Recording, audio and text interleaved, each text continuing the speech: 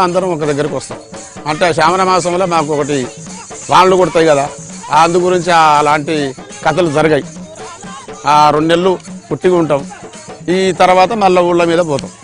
పిల్లలు ఇప్పుడు మాతోటి కూడా పిల్లలు ఉంచుకుంటా చదివిస్తున్నాం. ఏదంటే ఇప్పుడు ఒక ఊరికి మాకు దగ్గర ఒక నెల 40 రోజులు, 2 నెలలు, 3 నెలలు కూడా పడుతుంది. ఏది మేము ఆడ ఉండటం, ఆడి వెనక కొట్టబోయి బల్లి చెప్తే చదువుకుంటారు.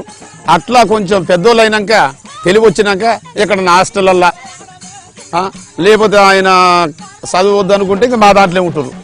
ఈ కళనే నిలబెడదామని పిల్లగాళ్ళకు కూడా ఆశ ఉన్నది.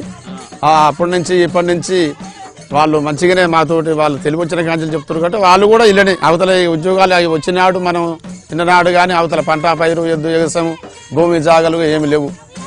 ఏమైనా ఊరూరి పోయి డేర్లు వేసుకోవటం, నలుగురిని గొల్లోళ్ళు కూడా త్యాగం ఆడుకోవటం.